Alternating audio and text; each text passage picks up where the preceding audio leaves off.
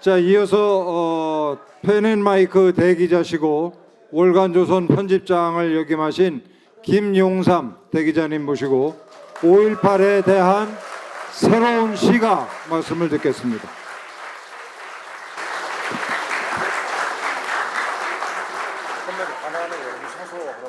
저는 박사학위를 소지한 학자도 아니고 무슨 평론가도 아닙니다. 저는 그냥 뭐가 사실이냐 아니냐를 따지는 기자 출신이었고 지금도 기자를 하고 있습니다. 그래서 제가 드리는 말씀은 도대체 1980년 5월 광주가 왜 이렇게 사건이 악화됐느냐.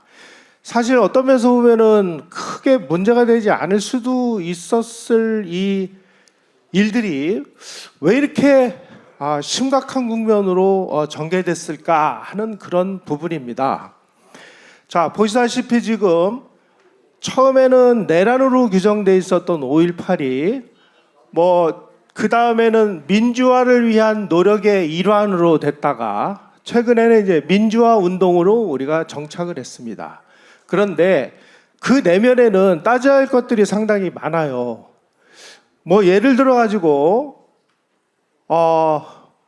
개헌군이 무고한 시민을 살해했느냐 라든지 군 투입 명분을 얻기 위해서 과격 시위를 일부러 유도했는지 이런 이야기들에 대해서 우리는 한 번도 사실을 가지고 따지려고 하는 노력들이 별로 없었던 것 같아요. 그래서 오늘은 제가 그동안 5.18을 공부를 하면서 1995년에 김영삼 정부 시절에 역사 바로 세우기 재판을 진행하는 과정에서 검찰이 수사 기록을 14만 페이지를 남겼습니다. 거의 용달차로 한 트럭 분량입니다. 사실은 이게 어떤 면에서 1차 사료라고 할 수 있는데 그런 자료 그리고 그 당시에 진압작전에 실제로 투입됐었던 사람들 여러 관련자들의 증언과 내용들을 가지고 과연 지금까지의 일들과 실제로 일어났던 일들이 어느 정도로 차이가 나는지 하는 부분들을 말씀을 드리도록 하겠습니다. 1980년 6월 초에 최규하 대통령이 이광로 장군을 단장으로 해서 정부 합동조사단을 광주로 파견했습니다. 최규하 대통령이 도대체 광주가 왜 이렇게 악화가 됐느냐. 아니 세상에 시민하고 군이 총을 들고 서로 총격전을 벌인다는 게 이게 말이나 되느냐. 도대체 왜 이런 일이 벌어졌는지를 샅샅이 조사를 해라. 그래서 이 이광로 장군을 단장으로 해서 합동조사단을 구성을 해서 이분들이 광주에 내려가서 모든 자료, 현지 정황을 다 조사를 하고 대통령에게 광주 사태 진상 보고서라는 것을 제출했습니다. 얼마 전에 어떤 분이 이 내용을 정부로부터 정보 공개를 요청을 해서 이 보고서가 책으로도 발간해서 나왔습니다. 최근에 시중에도 팔리고 있어요. 자, 이 내용에 의하면은 이광로 장군이 현지 조사를 한 결과 상당히 심각한 문제가 발견이 됐습니다. 어떤 문제냐? 초동 진압 작전 과정에서 심각한 문제가 발생을 했다. 그래서 최규하 대통령에게 당시 광주에 주둔했던 정웅 31사단장 그리고 광주에 있었던 윤흥정 전투교육사령관 그리고 전남 경찰을 총지휘하는 안병하 전남도경국장을 비롯해서 당시 이 전라남도에 있었던 주요 경찰서장 이런 사람들을 처벌을 해야 된다라고 처벌 건의를 했습니다. 이 보고서대로 그리고 이 정부 합동조사단의 조사 결과 이런 분들의 이 초동 진압 작전 과정에서 심각한 문제가 발생을 했으니 이 사람들을 그냥 놔둬서는 안 되겠습니다 하고 처벌을 했으면 모든 문제는 아마 다 끝났을 거예요. 이 사람들 책임으로. 그런데 최규하 대통령이 처벌을 안 했습니다. 왜 안 했을지 전 잘 모르겠어요. 그러다 보니까 이 모든 책임 문제가 엉뚱한 사람들에게 다 지금 파편이 튀어가지고 엉뚱한 해석이 지금 대한민국을 휘어잡고 있는 겁니다. 자, 그러면 그 당시 정부 합동조사단의 이 조사 결과 이 세 분이 그러면 어떤 문제가 있었던 것일까 하는 점들을 우리가 진짜 냉정하게 이성적으로 역사적 사실에 근거해서 들여다볼 때가 왔습니다. 5월 17일 날 저녁에 저 전북 익산에 있는 7공수대대 중에 2개 대대가 광주로 출동을 했습니다. 그래서 5월 18일 날 아침에 등교를 하는 전남대 학생과 그 전남대에 주둔하고 있었던 7공수 33대대가 부딪혀가지고 처음 이제 광주에서 시위가 벌어졌습니다. 그때 이광로 장군의 보고서에 의하면은 이 광주에 투입된 7공수 33대대, 35대대를 작전 지휘를 한 이 정웅 사단장과 윤웅정 전투교육사령관의 심각한 가호가 사태를 대단히 악화시켰다라고 밝혔습니다. 전두환 대통령의 회고록에도 비슷한 내용이 나옵니다. 대체 왜 무슨 일이 있었기에 이 사람들을 처벌해야 된다고 이렇게 요청을 했는지 우리는 이런 부분에 대해서 어느 누구도 묻지도 않고 따지지도 않았어요. 무조건 전두환이라는 사람에게 다 뒤집어 씌웠습니다. 지금도 뭐라고 그래요? 전두환 살인마 이렇게 얘기하죠.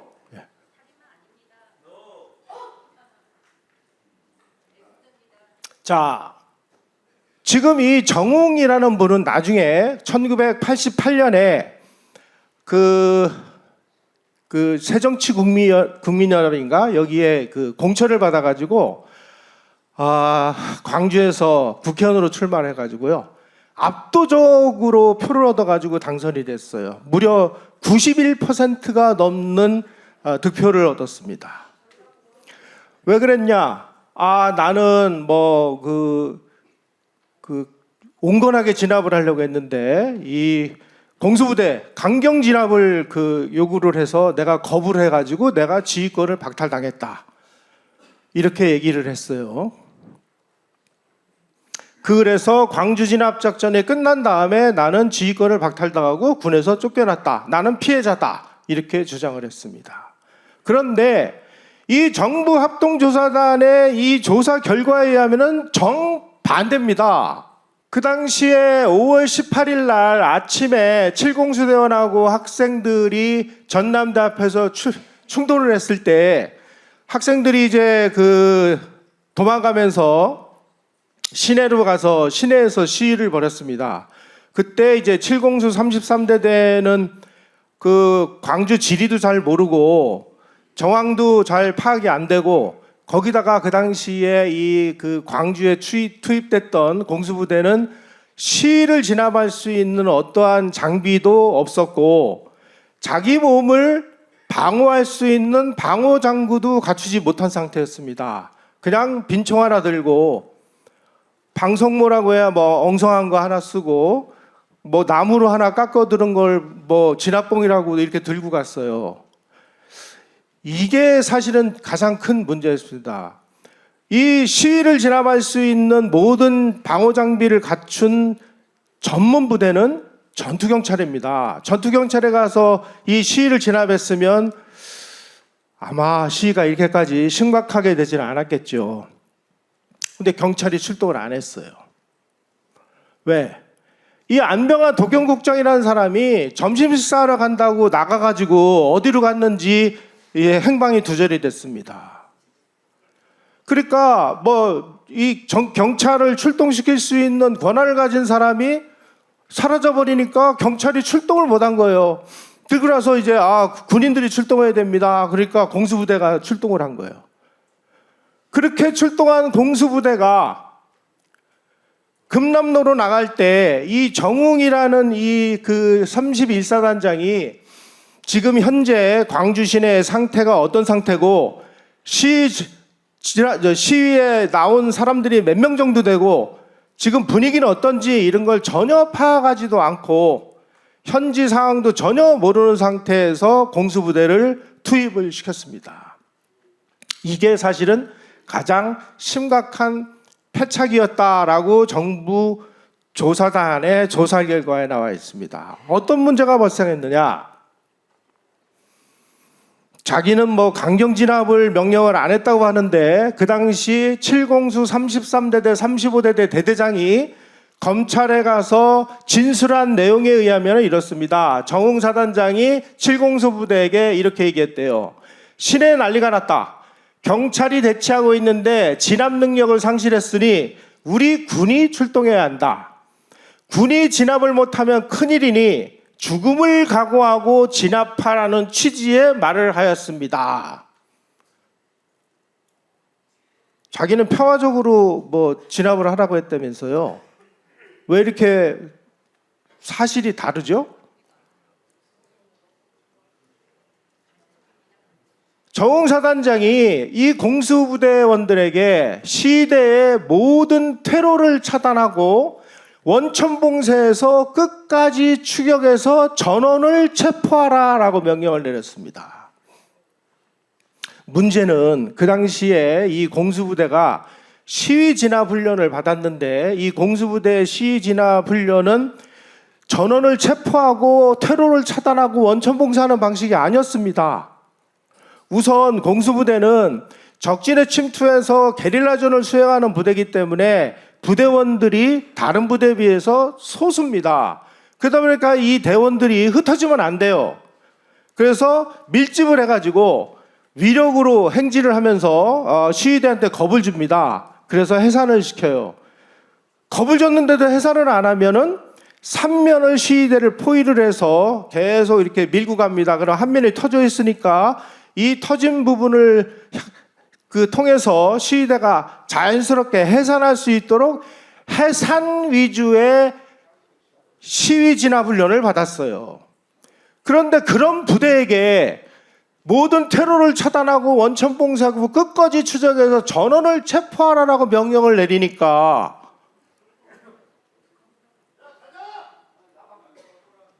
아니 그러면은 명령대로 해야지 어떡하겠어요. 이러는 과정에서 심각한 문제가 벌어지기 시작을 했습니다. 이 과정에서 계속 이제 충돌이 악화되면서 시위가 악화돼가지고 악성 유언비어가 퍼져가지고 걷잡을 수 없는 사태가 벌어졌다라고 보고서에 나와 있어요.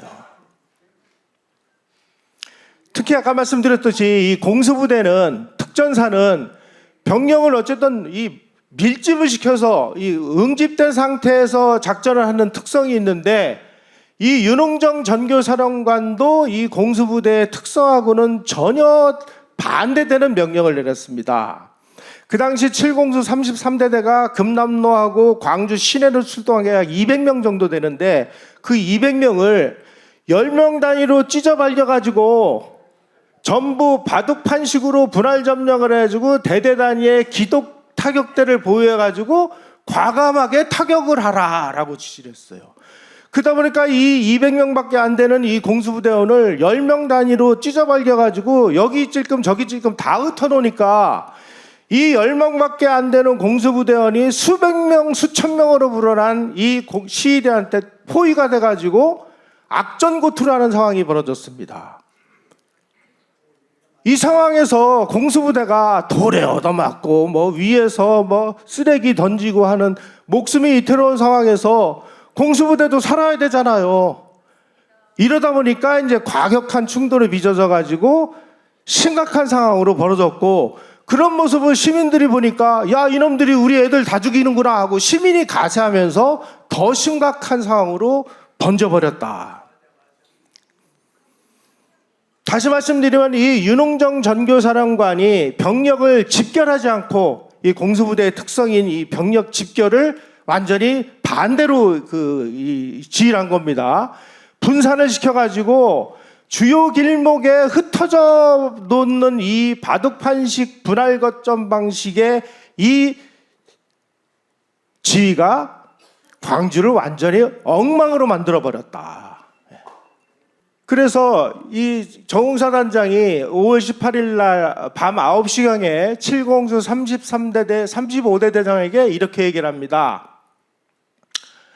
시군중이 도심지에 집결하지 못하도록 병력을 분산하고 길목마다 원천봉쇄해서 시위 주동자를 체포하라, 이렇게 명령을 내리니까 그 당시 7공수 대대장들이 아이고 사령관님, 이러면은 200명 병력을 19개 가점으로 다 찢어발기면은 한 팀에 10명도 안 되는데 이러면은 우리 이거 진압작전 하기 어렵습니다. 그러니 이 작전 지침을 좀 변경해 주십시오 라고 여러 차례 요청을 했는데 이 요청이 안 받아들여졌어요.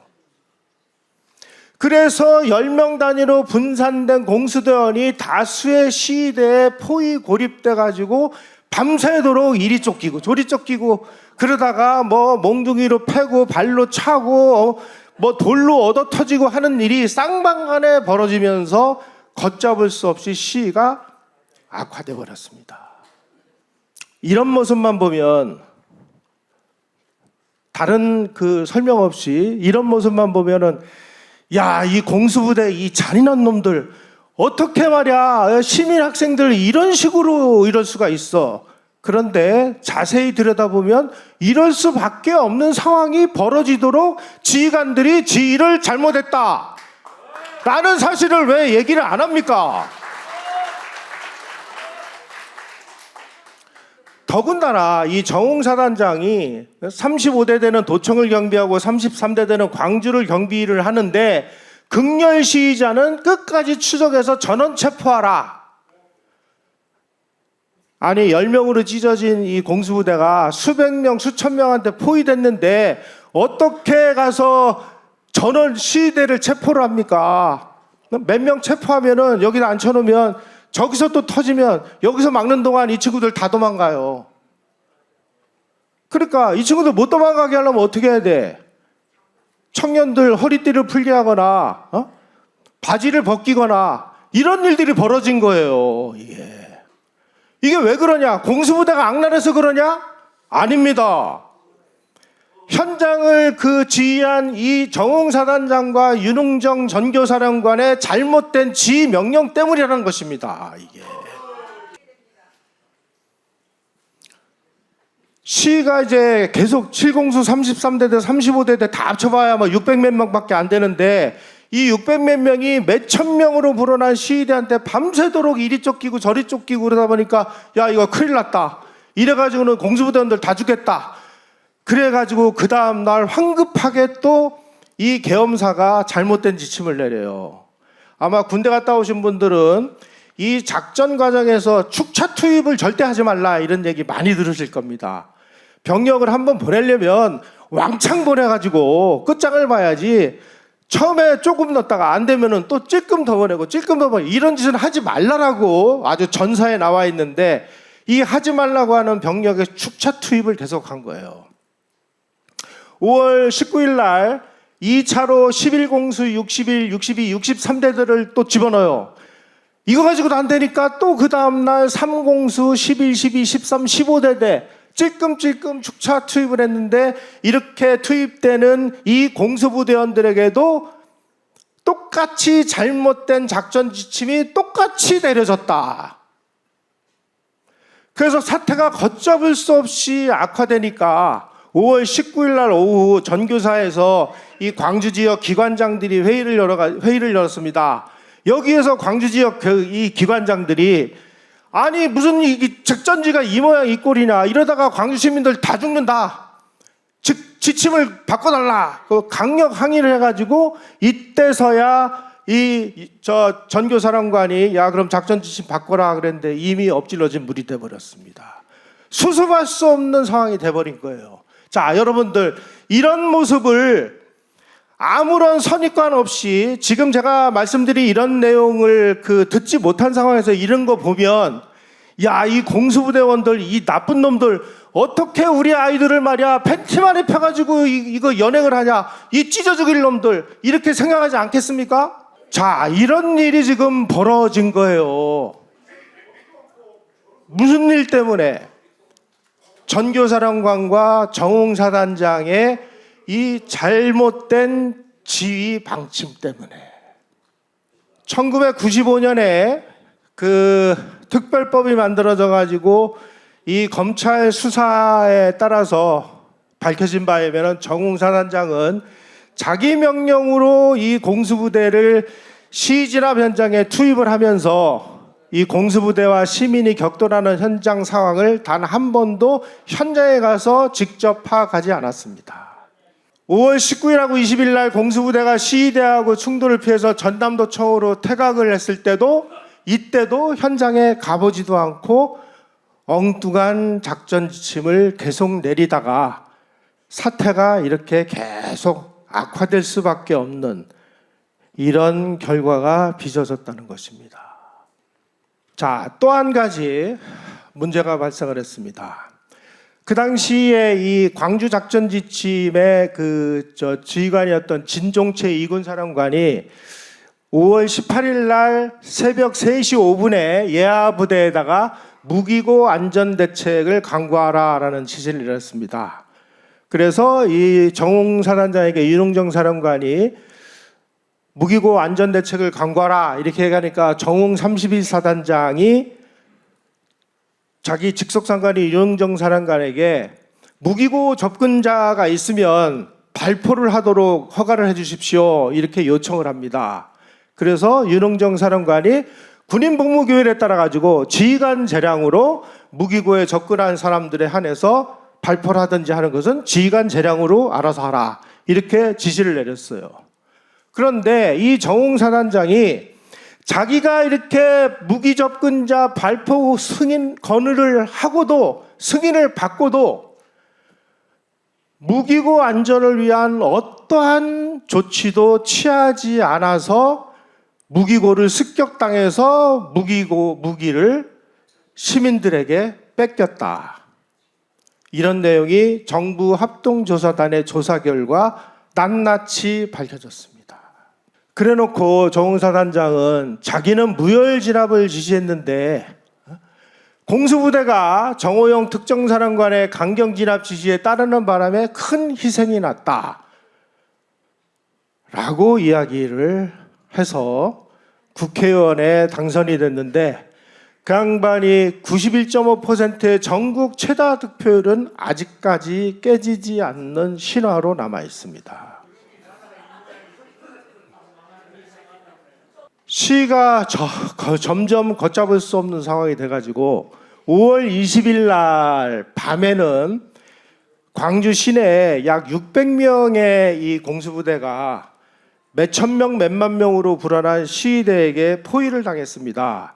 그때 현장에 있었던 이 공수부대 대대장들이 우리 지금 이 상황에 그대로 놔두면 우리 다 죽습니다. 그러니 이 현장에 있는 이 광주 시내에 출동한 이 공수부대를 전부 외곽으로 전부 철수를 해주십시오라고 건의를 해요.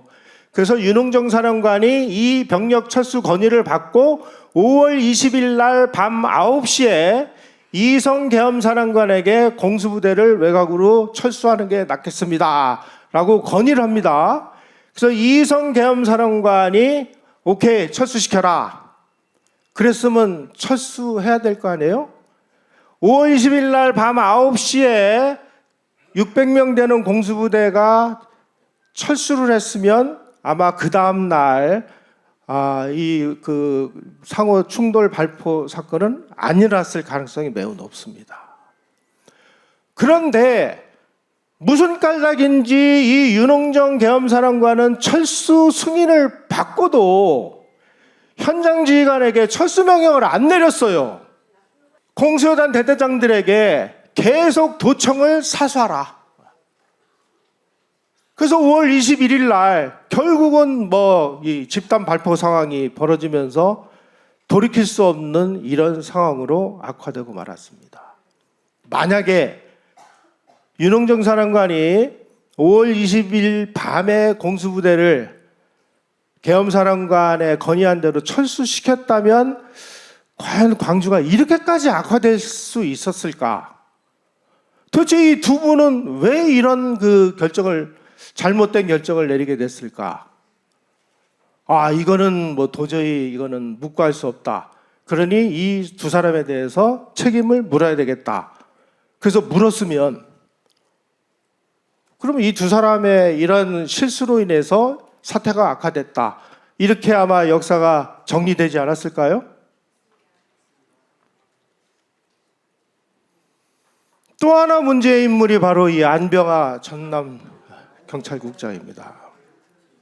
5월 18일 아침에 전남대 앞에서 학생하고 공수부대가 출동을 하고 막 파출소가 습격을 당하고 학생들이 막 시내로 가가지고 시위가 악화되는 이 와중에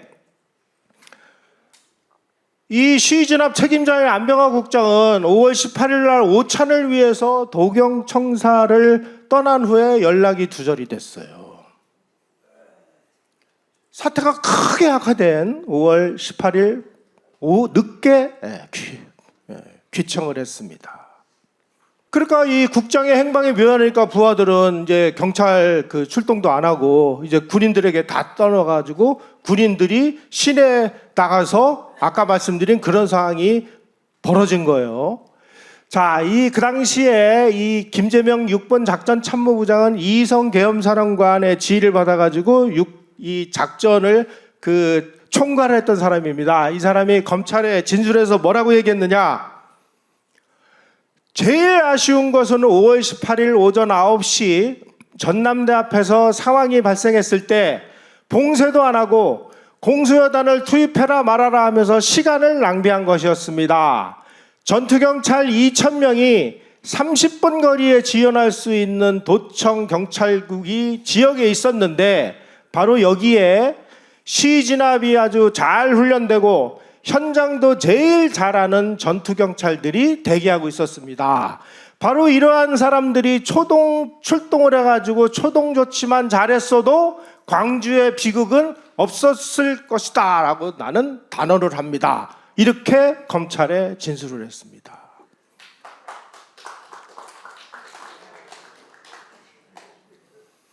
그래서 정부 합동조사단이 이 사람들은 묵과할 수 없으니 책임을 물어야 되겠습니다. 책임을 물어주십시오 하고 이광로 장군이 최규하 대통령에게 명단을 제출한 게 정부 합동조사단의 자료에 나오는데 이렇습니다. 정교사령관 윤흥정, 31사단장 정웅, 도경국장 안병하, 이 사람들부터 한번 볼까요? 목포서장 섬으로 도피, 도경작전과장 경찰작전 실패, 나주서장 1일간 도피 및 무기 피탈, 여감서장 1일간 도피 및 무기 피탈, 화순서장 2일간 도피 및 무기 피탈, 도경경무과장 경찰 무기 매몰 은닉 지시, 도경장비계장 경찰 무기 매몰 은닉 지시, 화순경무과장 초병 도피 지시.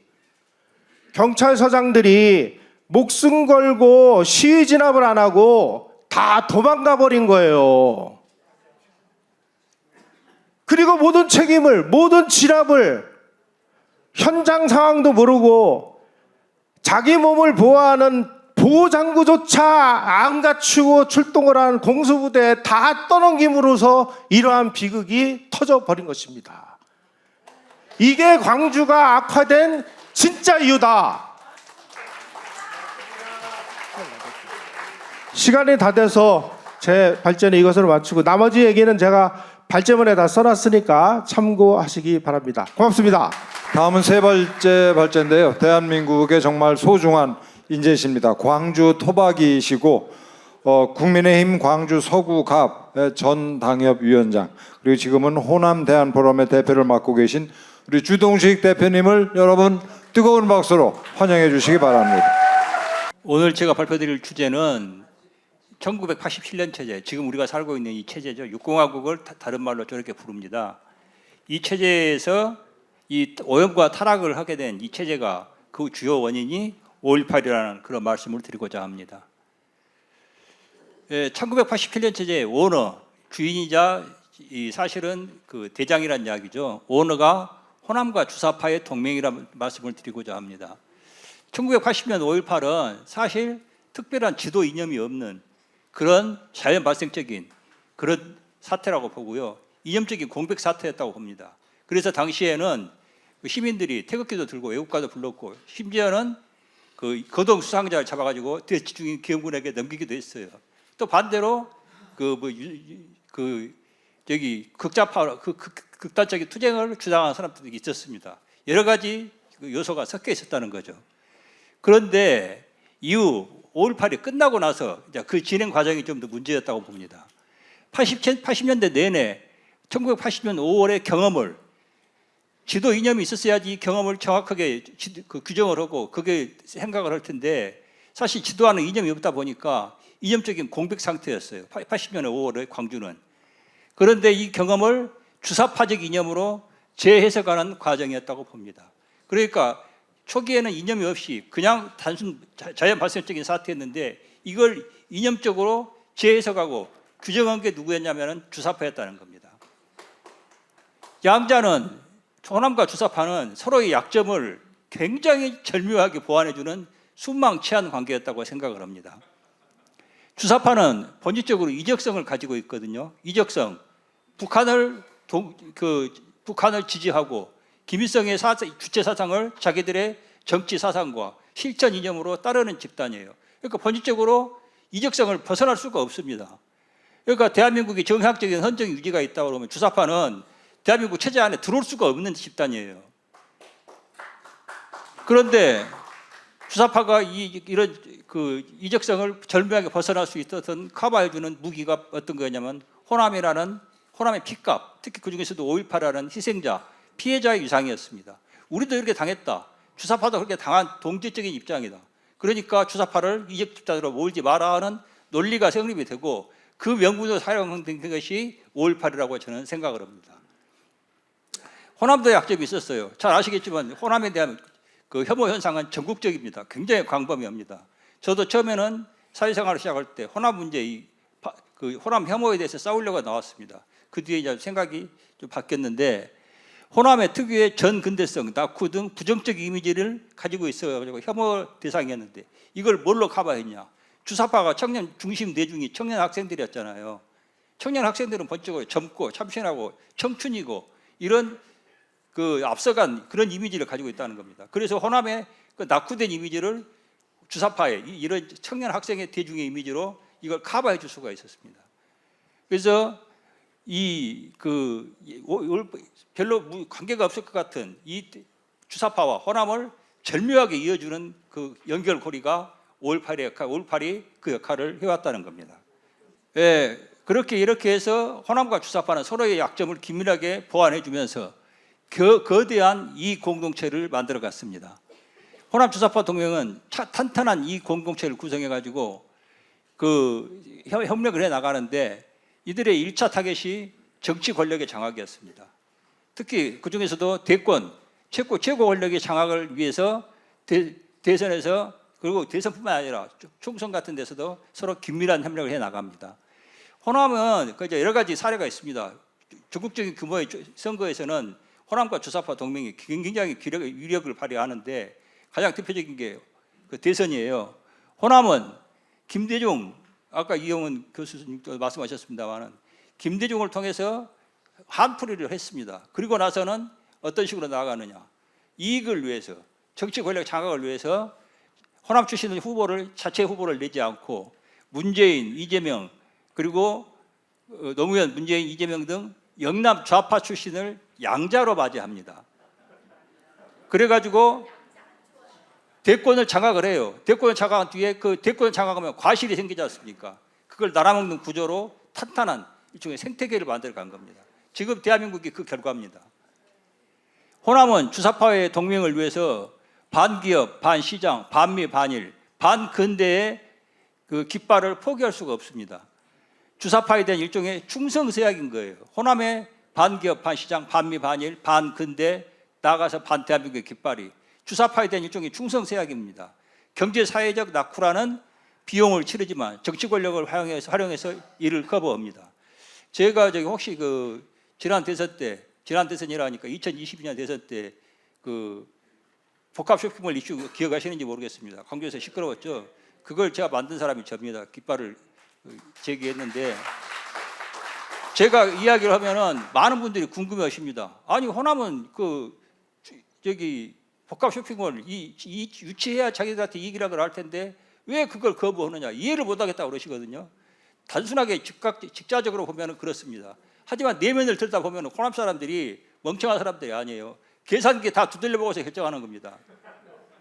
저기 시장 경제 받아들이면은 기업이 들어오고 그래서 당장 일해야 할 것 같죠. 근데 거기에 따른 전제 조건이 뭐냐면 호남도 열심히 일해야 되고 경쟁을 해야 돼요. 그러기는 싫은 거예요. 그리고 자신이 없어요. 경쟁에서 이길 자신이 없으니까. 그 대신 정치 권력을 장악하면은 정치 권력을 이용해서 정치성 예산 그리고 프로젝트를 유치해서 거기에 대한 달콤한 과실을 따먹는 겁니다. 무슨 말인지 이해 가시겠어요? 이 프로세스를 이해하는데 이걸 대부분 이해를 못하세요. 호남은 도대체 왜 자기 발등 찍는 일을 하냐? 그게 아니에요. 이 사람들은 자기들 나름대로 최선의 선택을 하고 있는 겁니다.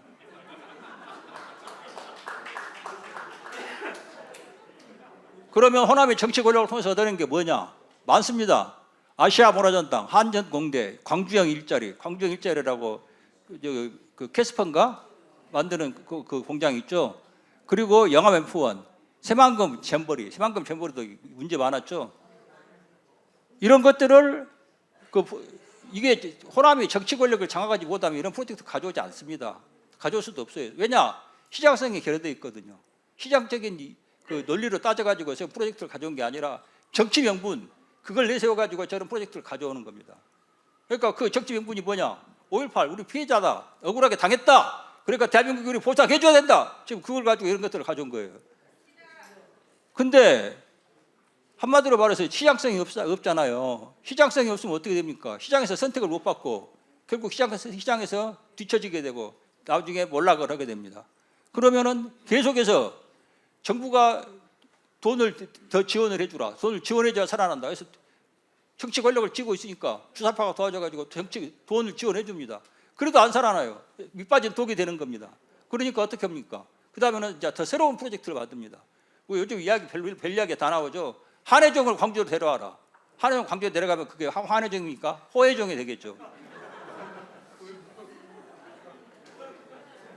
그리고 뭐 육사도 전남 장성으로 옮기라 그러더니 이제는 삼성 반도체 산업공단을 광주로 데려온다는데 무려 뭐 800조지 2000조니 그런다고 그럽니다. 저는 그 사업이 살아남아야 저도 제 고향이 광주니까 살아남으면 좋겠습니다만은 그럴 가능성은 극히 희박하다고 생각합니다. 그리고 한마디로 해서 호남의 한풀이를 위해서 대한민국의 미래를 망치고 있는 거라고 저는 생각을 해요.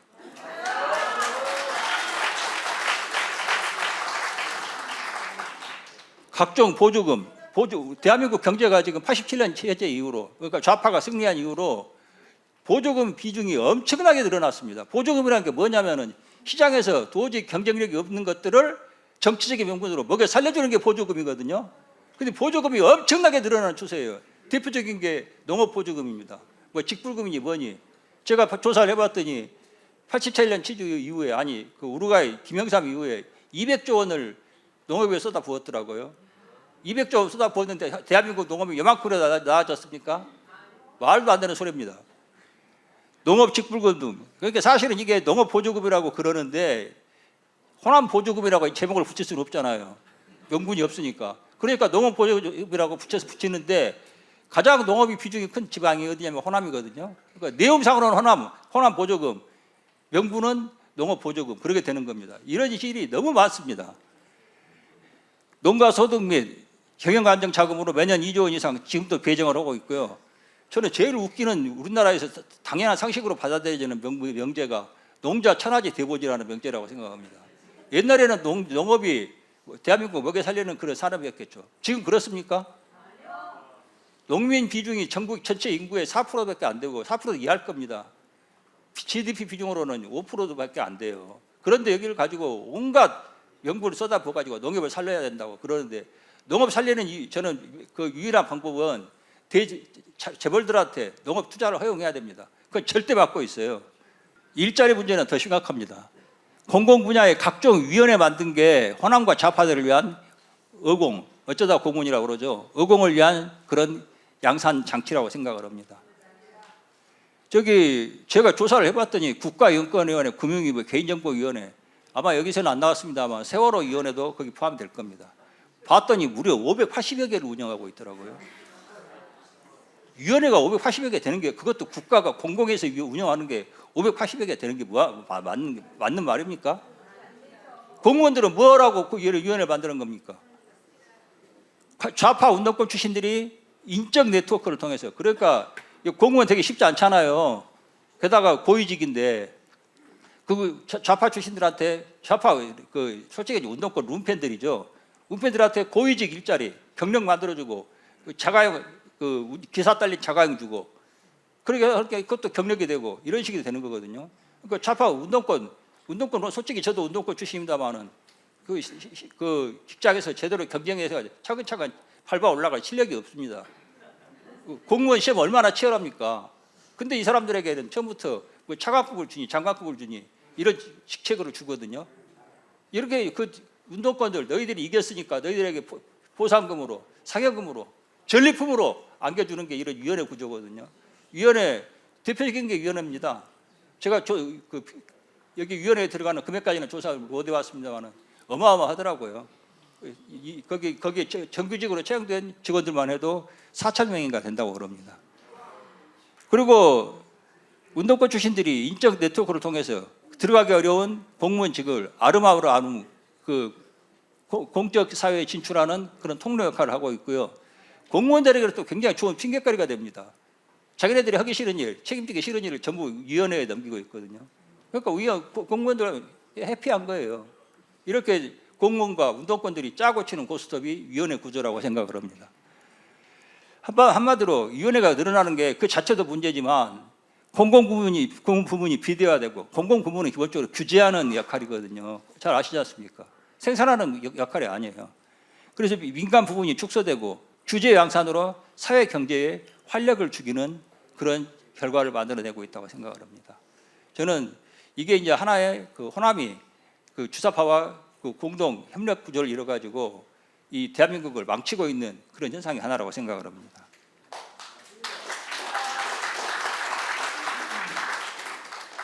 처음에 사실 1987년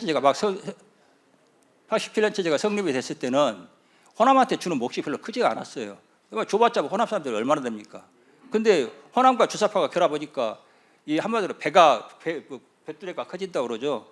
먹여 살려야 할 비중이 커지는 거예요. 그러니까 지금은 점점 호남과 주사파, 그리고 시장 부분이 아닌 그런 부분에 도로 들어가는 돈이 커지고, 이게 이제 점점 한국에서는 심각한 문제가 되고 있는 겁니다.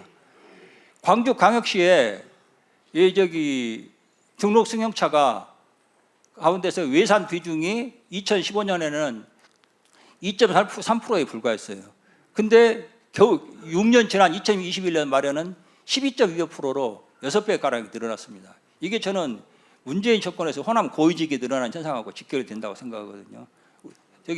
대한민국은 경제에서 공공 부문의 비중이 굉장히 공공의 역할이 큰 나라입니다. 이런 나라에서 호남 출신 고위직이 늘어났다는 것은 그만큼 호남에 주는 알게 모르게 쏟아지는 경제적인 혜택이 크다고 생각을 해요.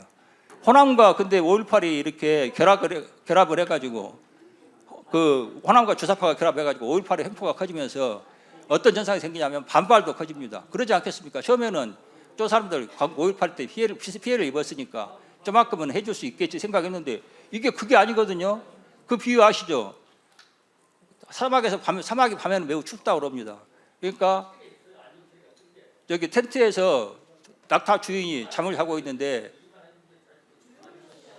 낙타가 춥다고 해서 머리만 들어달라고 해준 거예요.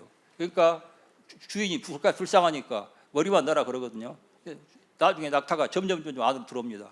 머리만 넣어서는 추워서 추위를 견딜 수가 없다. 나중에는 낙타가 텐트 전체를 다 차지하고 주인을 쫓겨나는 그런 스토리가 있습니다.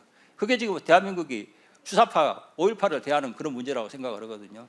지금 어영부영하다 보니까 대한민국 안방을 호남과 주사파 5.18에게 지금 내준 상태가 됐습니다.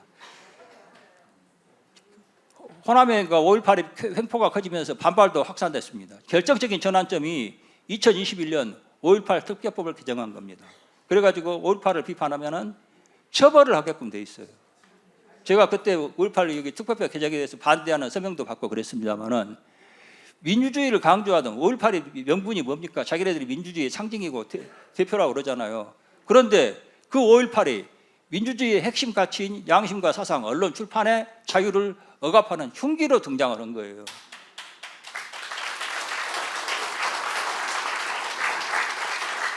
저는 이게 좌파들에게는, 좌파들이나 호남은 자기네들이 승리했다고 생각할지 모르지만 저는 치명적인 이 전환점이 됐다고 생각합니다.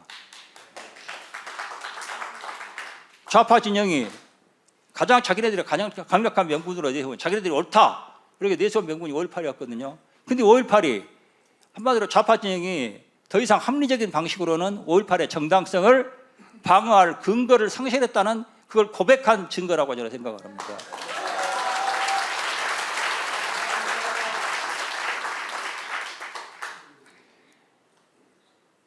문제는 피해자 서사의 강화와 대한민국 가해자입니다. 저는 이게 제일 심각한 문제라고 보거든요. 대한민국을 가해자로 만들고 있다는 겁니다.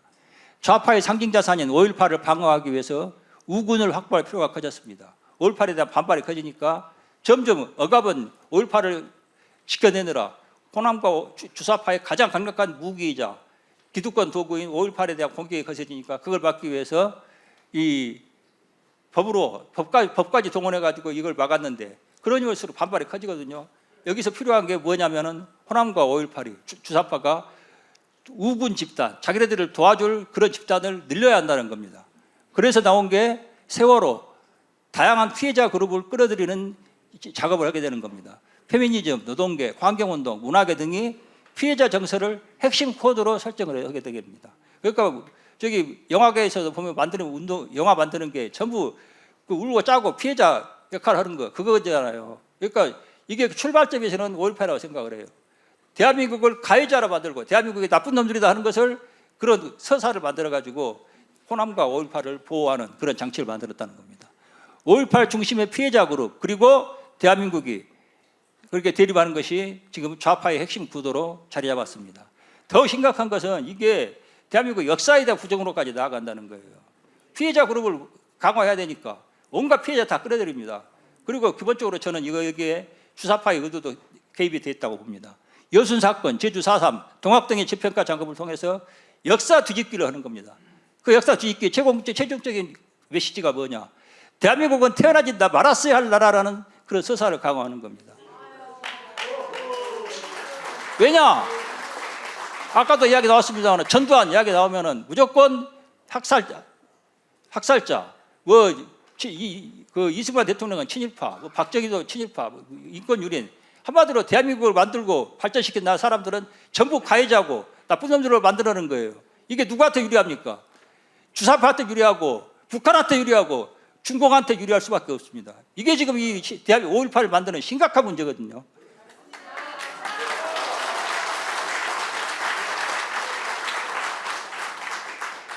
그러다 보니까 5.18을 성역으로 만들어야 됩니다. 아까 전에도 이진수 의원님이 성역 이야기를 하셨습니다만 저는 대한민국에서 유일한 성역은 대한민국 헌법이라고 생각합니다. 대한민국의 헌정 질서 이것만이 유일한 성역이어야 되거든요. 근데 이 성역을 대신 무너뜨리고 그 성역의 자리를 대신 차지하는 게 지금 5.18의 목표라고 생각을 합니다. 무한공항 사고를 제주항공 사고로, 아니 말이 됩니까? 무한공항에서 일어난 사고를 제주항공 사고로 만들어. 이런 어처구니 없는 일이 지금 다 당연한 듯이 자행되고 있는 게 지금 대한민국 현실이에요. 아니 그리고 새만금 사태 벌어져가지고 솔직한 이야기인데 전 세계적인 망신을 샀지 않습니까? 근데 책임지는 사람이 없어요. 공무원 사회에서 이건 도는 이야기라고 그럽니다. 감사원도 호남 공무원 비리는 건드리지 못한다. 이게 아주 인식이 팽배했다고 그러더라고요. 그리고 5.18 특별법에 채용 혜택이 있거든요. 그 5.18 유공자는 당사자는 10%, 그 유족은 5%의 가산점을 줍니다. 아니 이렇게 치열한 공무원 입사 시험에서 5.18이라고 보고 땅 찍고 훔치기로 들어가는 거 아닙니까?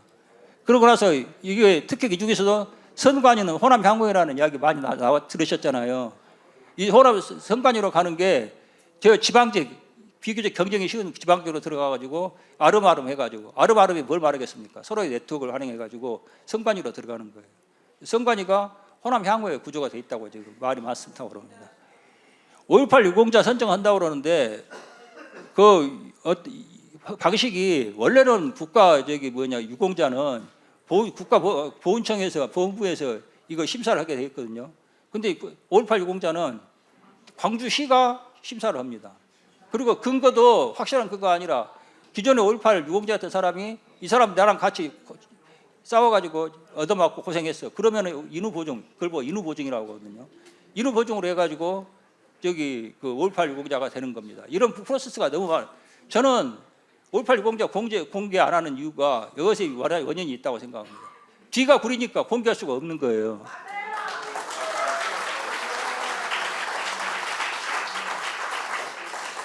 아니 그리고 예? 나중에 질문해 주십시오. 나중에 해주세요.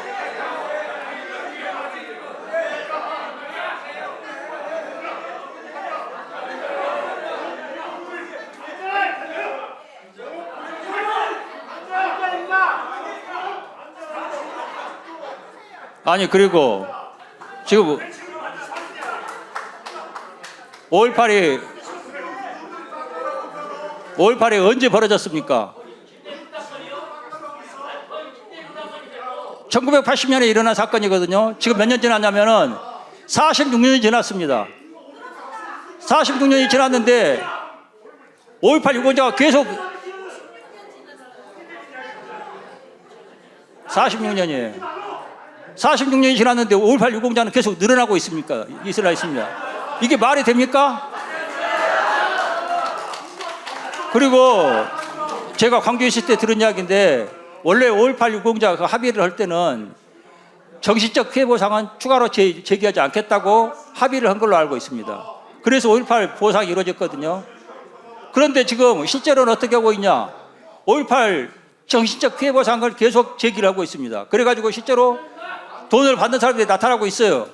제가 들어보니까 이걸로 해주면은 국가에서 추가로 보상해야 되는 돈이 1조 원이 넘는다고 그럽니다.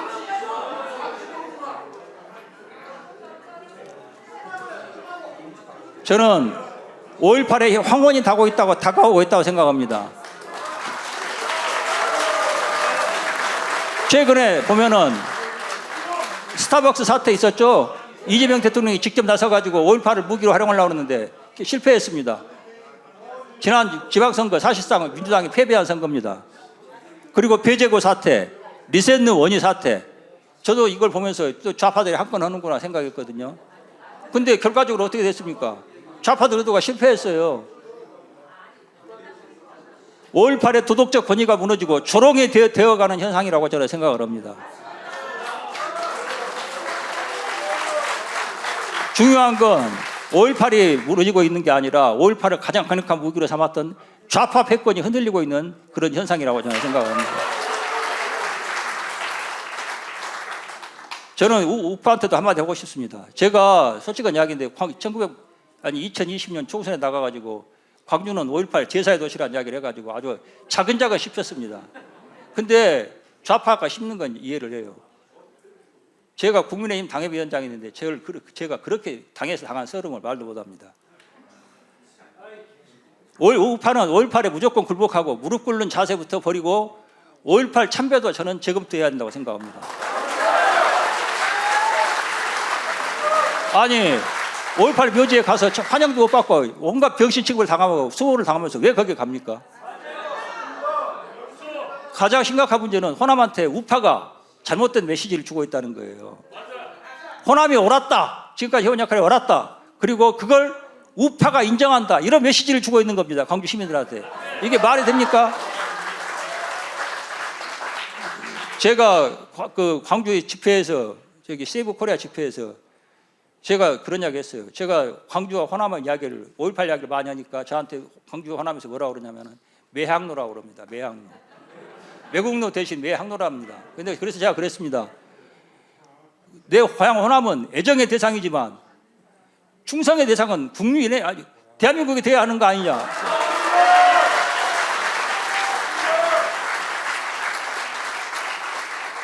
저는 내 고향 저는 지금도 사랑합니다. 단지 충성의 대상은 대한민국이 더 앞선다고 생각할 뿐입니다. 그런데 제 고향을 생각하는 입장에서 저는 이런 이야기도 하는 겁니다. 호남에게 가장 필요한 게 뭐냐? 호남에게 가장 필요한 게 뭐냐? 호남한테 돈 몇 푼 주고 예산 몇 푼 더 주는 게 아닙니다. 호남한테는 가장 필요한 게 숨김없는 진실을 말해줘야 됩니다.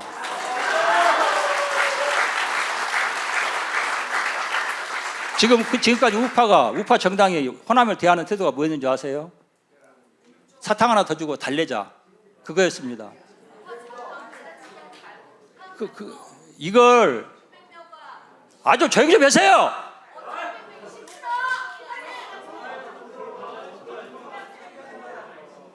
제가 광주 호남에 대해서 이야기해 온 게 참 많습니다. 근데 제 평생, 제가 지금 내일 모레면 70세입니다. 제 평생을 고민해온 호남, 전라도에 태어나서 전라도 사람으로 살아온 제 평생을 모아서 이야기를 하고 있는 겁니다. 제발 좀 이야기 듣고 즉각적으로 이런저런 이야기 끝나고 질문 기회를 드린다고 그러지 않습니까? 호남에게 숨김없는 진실이 필요한 것은 이걸 호남의 문제를 감추는 것이 가장 악질적인 호남 혐오라고 제가 생각하기 때문입니다.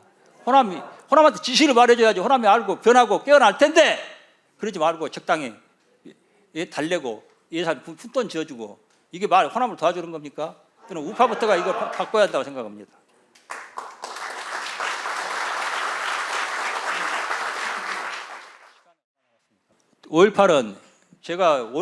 저는 이제 우파들하고 견해가 좀 다른 것 중에 하나가 5.18의 가치를 민주화의 가치를 인정해야 한다고 저는 좀 생각을 하는 편입니다. 왜냐하면 민주화가 우리나라 사람들은 되게 그냥 다수결이라고 생각을 해요. 근데 그게 아닙니다. 대한민국 한반도에서 최근 한 150년 동안 가장 큰 이슈가 뭐였냐? 저는 근대화라고 생각을 하거든요. 지금 대한민국은 그 어떤 근대화가 오르냐를 가지고 북한과 대립을 하고 있습니다. 여기서 민주화는 유연화, 개방화, 다양화, 투명화, 합리화의 그런 가치들, 근대화를 통해서 대한민국 사람들이 간절하게 원했던 가치를 집약한 단어가 민주화라고 저는 생각을 합니다. 단순히 다수결이나 대통령 직선제를 말하는 게 아니라는 겁니다. 그리고 그 근대화를 달성하는 데 있어서 5.18에 중요한 역할을 했다는 것은 저는 부인할 수 없다고 생각을 합니다. 왜냐? 이승만, 박정희 대통령 굉장히 위대하신 분들이고 큰 업적을 이뤘지만 시대적 관계 때문에 여러 가지 편의적인 방법을 비정상적인 방법을 동원할 수밖에 없었습니다. 그런데 그걸 이제 바로 잡자는 게 민주화라고 생각하거든요. 그래서 저는 인정할 필요가 있다고 생각을 해요. 그런데 이 87년 체제, 그래서 87년 체제가 이렇게 낸 게 많은데 이걸 주사파와 손잡고 1987년 체제의 오염과 타락을 중심으로 호남이 자리 잡았습니다. 1980년 5.18은 대한민국 체제 수호를 위한 노력과 희생이라는 그런 성격이 있었습니다. 하지만 주사파와의 공조를 통해서 반대한민국의 핵심으로 자리를 잡았습니다. 저는 지금 대한민국이 어떤 상황이냐면은 사기꾼들이 와가지고 어떤 집에 가족을 속이고 집안에 들어왔어요. 자리 잡았습니다. 그리고 집안 살림을 말아먹고 있어요. 그런데 기생충 영화도 비슷한 구도라고 생각을 합니다. 그런데 얘들이 대한민국 집에 사기꾼들이 집안에 자리 잡아가지고 온갖 살림을 다 말아먹고 있는데 하나 바꾸지 못한 게 있어요. 그게 뭐냐면은 집에 지산을 자기 것으로 등기하지를 못한 겁니다. 그러니까 이 실제적인 주인 노릇을 하고 있는데 등기를 하지 못한 거니까 법적으로는 주인이 아닌 거예요. 그게 지금 대한민국 상황이라고 생각을 합니다. 주사파가 호남과 손잡고 대한민국을 말아먹고 있어요. 하지만 법적으로는 그래서 헌법에도 헌법에도 전문에 5.18을 하려고 그러고 자꾸 개헌을 하려고 그러는 겁니다. 여기서 그래서 검수완박도 하고 여러 가지 일을 작업을 하고 있는데 이것을 저는 그래서 그런 신문에도 그런 이야기 나왔더라고요. 좌파들 정당이 벗어나지 못하는 게 자기들이 소수파다, 피해자다 하는 의식을 벗어나지 못하고 있다는 겁니다. 그게 뭐냐면은 법적으로는 자기들이 등기를 못하고 법적으로는 그냥 멀리 돌아서 살고 있는 그런 신세라는 겁니다. 그래서 완전히 바꾸어야 된다. 지금 그렇게 하는 것이 지금 좌파의 노력이라고 생각하거든요. 비유를 하자면은 저는 서얼 의식이라고 생각합니다. 첩의 자식들이라는 거예요. 좌파들은 그 의식을 벗어나지 못하고 있는 겁니다. 대한민국의 정통 주인은 저는 이승만, 박정희 그리고 전두환으로 이어지는 이 맥락이라고 생각을 합니다.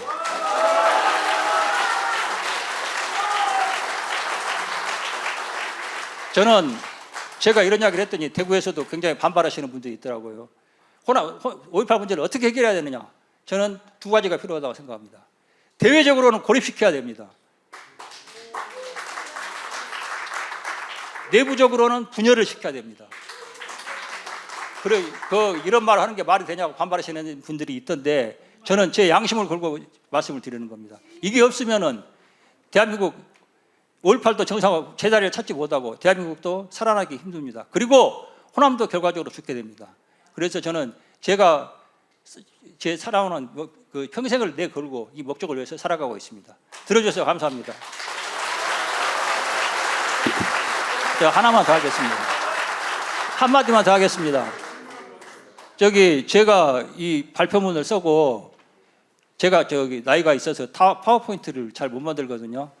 그래가지고 누구한테 부탁을 했냐면 클로드 AI한테 부탁을 했습니다. 그랬더니 클로드가 대답을 해요. 이런 걸로는 만들어줄 수 없다는 거예요. 이유가 뭐냐 그랬더니 뭐라고 하는 줄 아세요? 호남에 대해서 이렇게 부정적인 메시지를 내세우면은 아니 진짜요. 클로드가 그렇게 답변을 하더라고요. 그래서 제가 이 늙은 몸으로 이 파워포인트 이걸 직접 제가 만들었습니다. 근데 하나 말씀드리고 싶은 게 있습니다. 아니 제가 호남 문제와 5.18 문제 이야기하면서 별의별 소리를 다 들었습니다. 그런데 세상에 AI한테까지 이렇게 서름을 당하고 그럴 줄은 진짜 몰랐습니다. 제가 아까집에 와서 우리 떠드시는 분도 봤죠.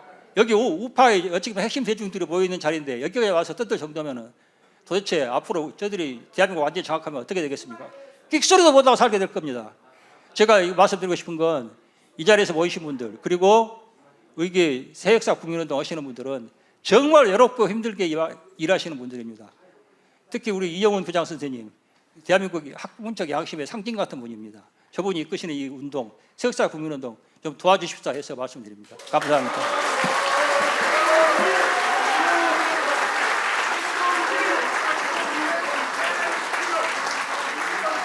네. 광주가 낳은, 광주가 키운 대한민국의 애국자 주동식 선배를 위해서 다시 한번 힘찬 박수를 부탁드립니다. 많은 말씀을 드리기가 참 뭐합니다만 우선 이제 결론적인 것부터 이제 말씀을 드리자라면은 5.18이 저는 뭐 5.18 민주화 운동 이런 부분들에 대해서 문제 제기를 할 것을 굉장히 많이 가지고 있고 하지만 거기에 대해서 심각하게 제기할 생각은 별로 없었습니다. 그런데 오늘 이렇게 조금 보니까 이거 상당히 이제 곤란하구나 이런 생각이 좀 듭니다. 자유민주주의의 이제 정신이라고 하면 이렇겠죠. 자기와 생각이 다르다 하더라도 그 사람의 그런 말을 할 자신과 다른 생각을 할 권리를 위해서 맞서고 심지어 목숨까지도 바칠 수 있다. 이런 게 자유민주주의의 가치에 어울리는 거 아닌가요? 근데 자기 생각하고 다르다고 해가지고 진행을 방해를 하고 그러면 되겠습니까? 그게 5.18 정신인가요? 네, 5.18 정신이 그런 거죠. 그런 건지도 모르겠습니다. 스타벅스 사태 그리고 배제고 야구 경기장에서 있었던 해프닝이었었는데 그걸 가지고 그 정폭시켜 나가는 걸 보면서 저는 이제 스타벅스 사태보다도 더 끔찍스럽게 생각을 했습니다. 이끌고 가가지고 강제로 사죄를 시키고 뭐 어떻게 하고 무슨 거기에도 뭐 민주교육이라고 그랬나요? 이런 거 이제 시키고 뭐 이런 거. 그거 행패입니다. 행패입니다. 그러면 안 돼요. 그게 5.18 정신입니까?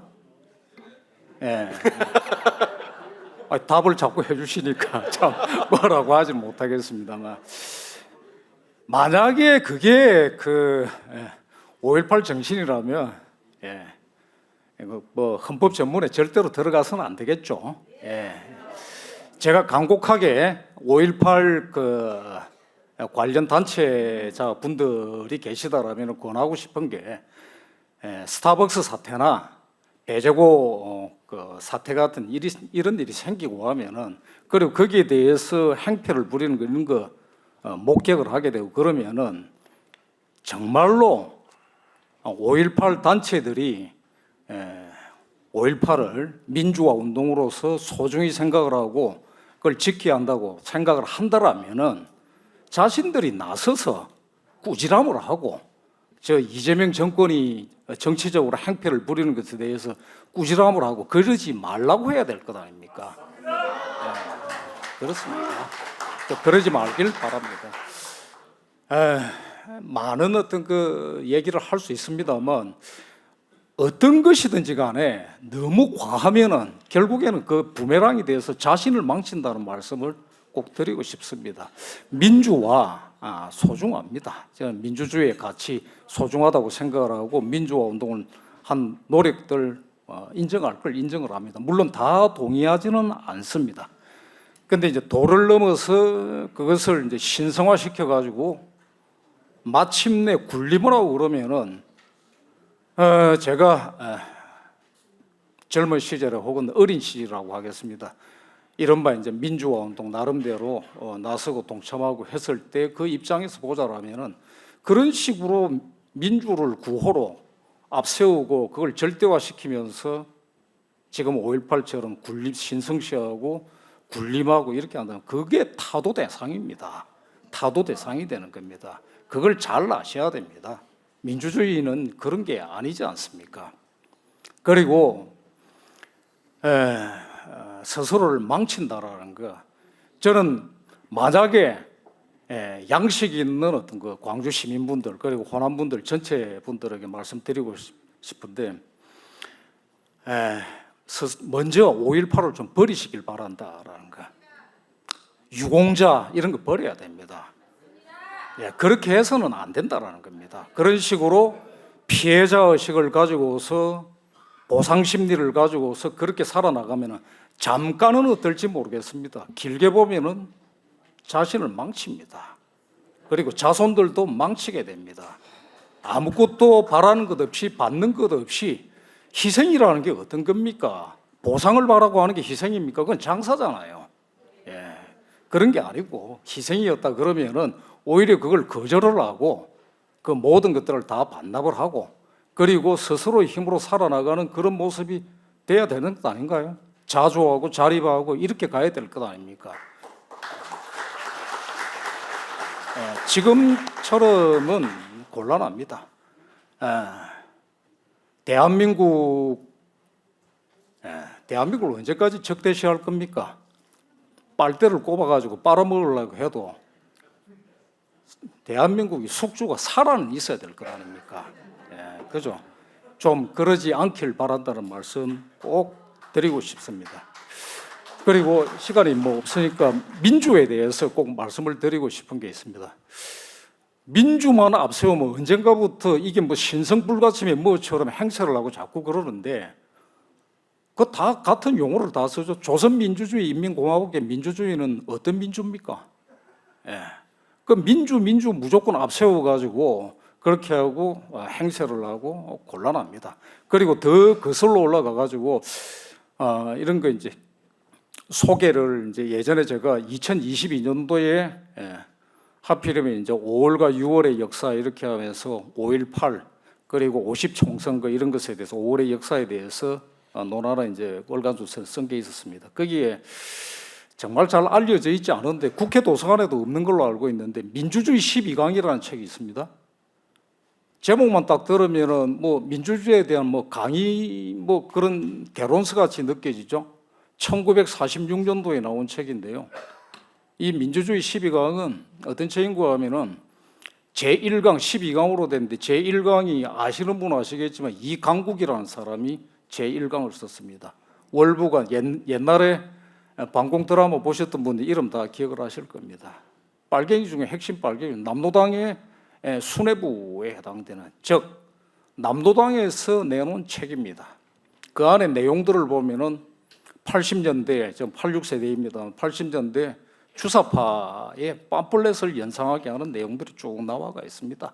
민주주의를 앞세우고 그걸 위장을 하면서 곳곳으로 침투해 들어가고 뭐 이런 얘기들이 쭉 나옵니다. 운동권 방법, 좌익 운동권 방법론들 다 나와가 있습니다.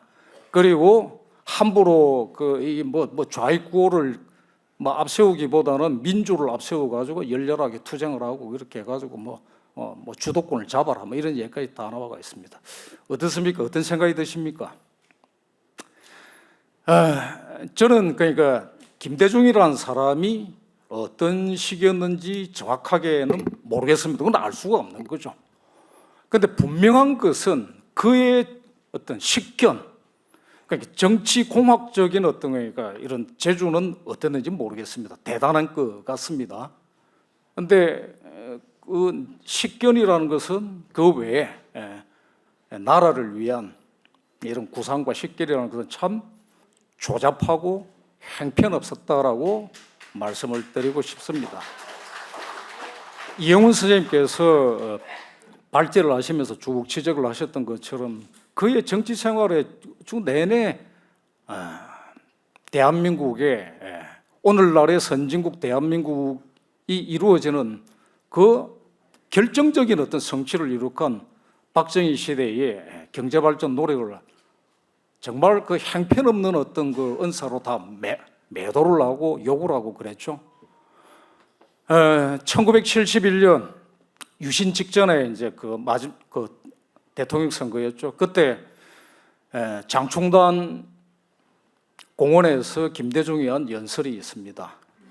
그 연설 내용 나중에 제가 김대중 자서전을 찾아보면서 참 여러 생각을 좀 하게 됐습니다. 표현을 제가 안 하겠지만 욕이 나왔습니다.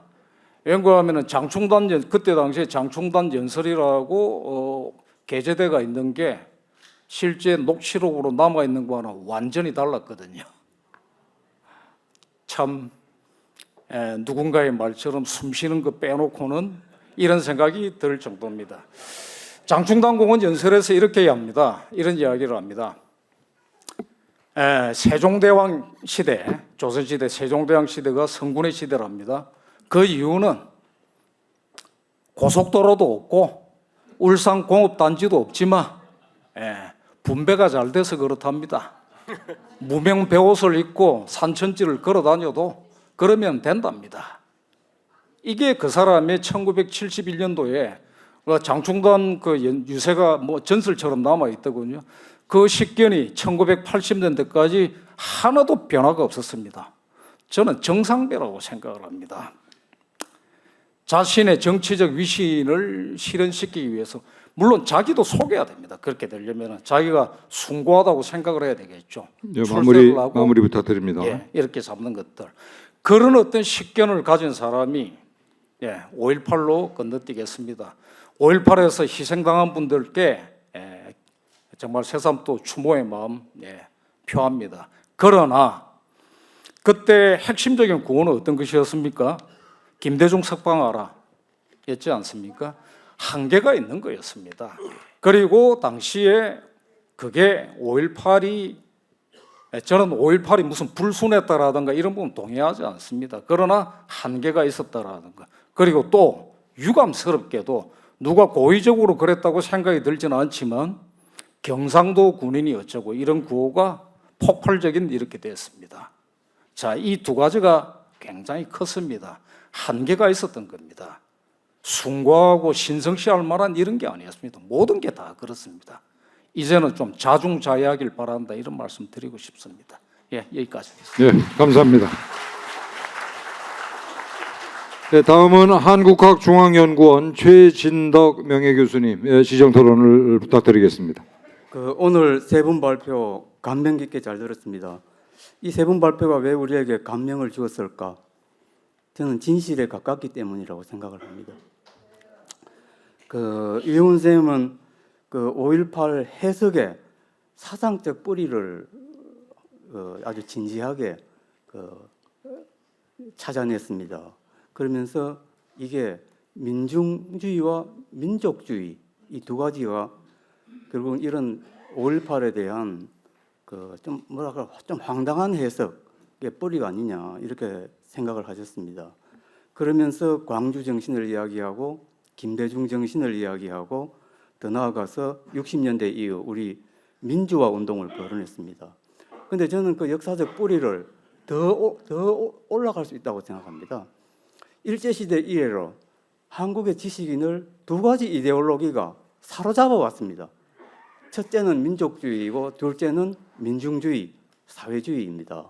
근데 그 뿌리를 또 거슬러 올라가면은 조선시대까지 거슬러 올라갑니다. 조선시대 우리 주자학을 공부했던 유학자들이 그 개인의 자유를 존중하는 자유민주주의 체제라든가 시장 경제에 대해서 절대 찬성하지 않습니다. 공동체적인 걸 훨씬 더 선호를 합니다. 그러다 보면 자연히 민족주의나 민중주의와 손을 잡게 돼 있다고 생각합니다. 그래서 저는 5.18에 대한 이 황당한 해석의 뿌리는 조선시대 이래 한국 지식인들의 어떤 편향성, 이게 결국은 진짜 뿌리가 아닐까. 그 편향성의 뿌리가 뭔가 하면은 우리의 현실을 돌보지 않습니다. 우리 현실이 뭡니까? 인간은 욕심 덩어리입니다. 니네 할 것 없이 다 욕심 덩어리라. 욕심 덩어리에 인간들이 찢고 뽑고 싸우면서 역사가 굴러갑니다.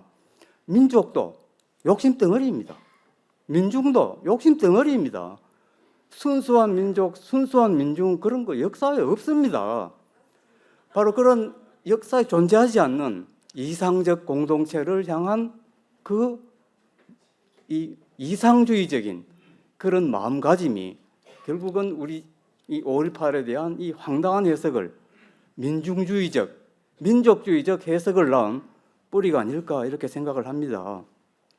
그런데 이 5.18의 실상을 들여다보면 과연 이게 민족주의, 민중주의로 이게 해석이 가능할까?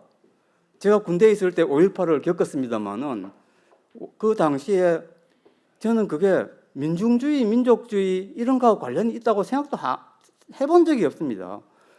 거의 대부분의 사람들이 그렇게 생각을 했습니다.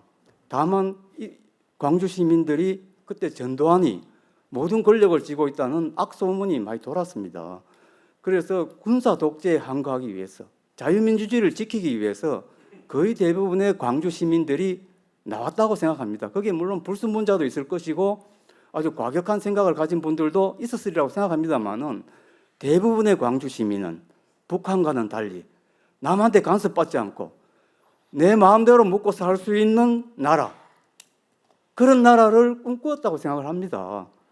그런데 이게 어느 때부터인가 이게 민중주의적, 민족주의적 이런 식으로 광주 사태를 해석하더라는 거죠.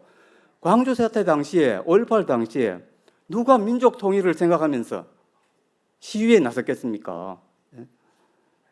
저는 그래서 이게 지금 그 민중주의적, 민족주의적 5.18 해석은 5.18의 실상과 매우 다르다고 생각을 합니다.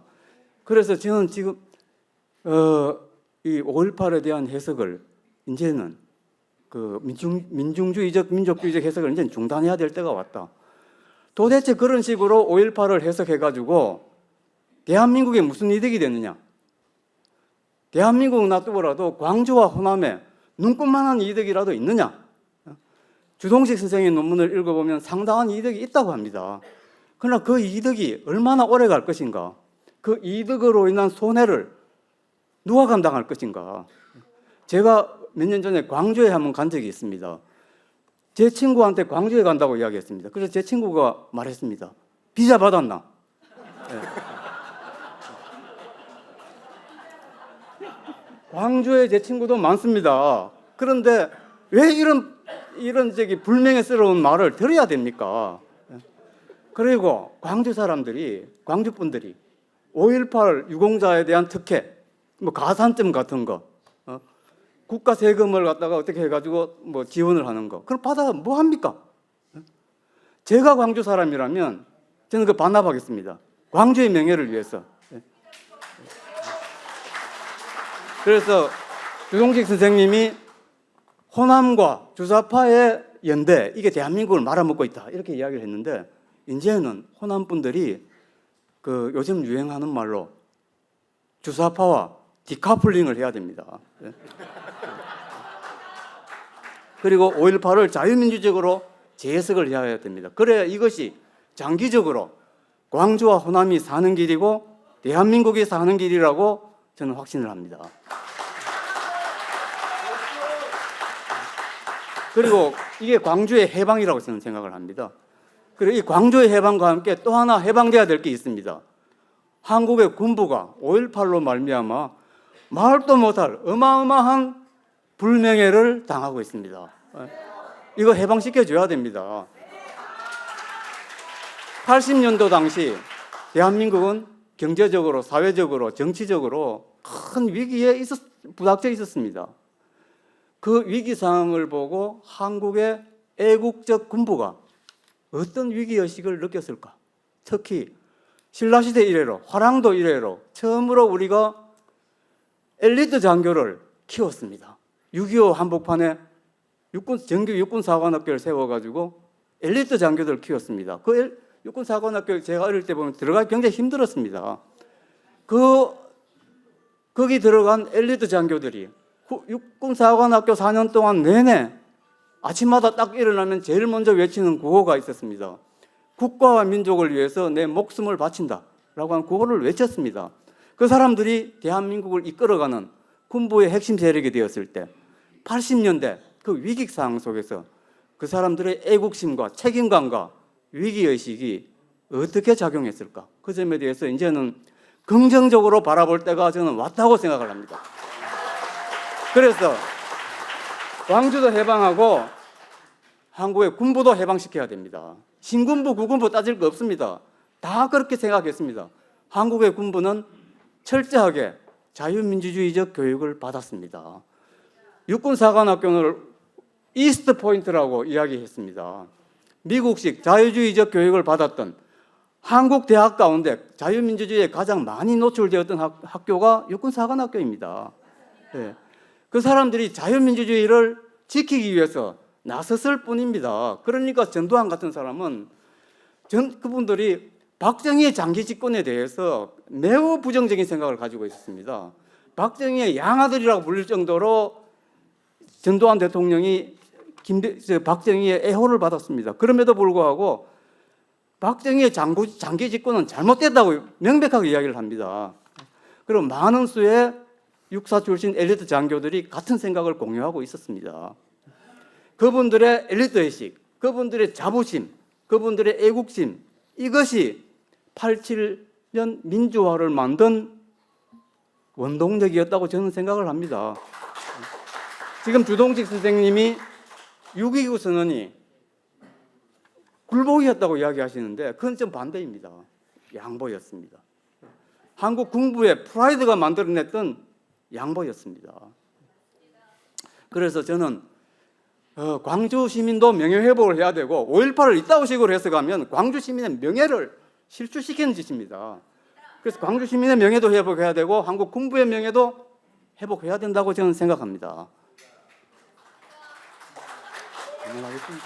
예. 근데 한마디만 더 하겠습니다. 이 모든 뿌리에 뭐가 있느냐? 한국 지식인들이 가지고 있는 과도하게 아이디얼리스틱한 경향이 있습니다. 역사의 현실을 바라보지 않습니다. 역사의 현실이라고 하는 것은 똥통만큼 더럽습니다. 어느 시대나 그렇습니다. 그 현실을 바라보지 않고 그 똥통 같은 역사의 현실을 넘어가지고 실현 불가능한 이상을 늘 꿈꾸고 있습니다. 저처럼 인문과학 하는 사람 거의 대부분이 다 그렇습니다. 심지어 사회과학 하는 사람들도 아이디얼리스틱합니다. 이 경향을 극복하지 못하면 저는 또다시 5.18 같은 그런 불행이 저는 또다시 닥칠 가능성이 있다고 생각을 합니다. 그래서 지금 현재 대한민국이 처해 있는 가장 심각한 철학적 과제가 뭐냐? 지식인들의 아이디얼리즘, 이상주의를 어떻게 극복하느냐? 지식인으로 하여금 현실을 어떻게 바라볼 수 있게 만드느냐? 이것이 대한민국의 최대의 철학적 과제라고 생각을 합니다. 이상입니다. 예. 예, 감사합니다. 이제 질문 들어온 것에 대한 질의응답이 있을 텐데 지금 원래 우리가 5시까지 대관을 했는데 이거 지금 한 15분 연장을 해놨거든요.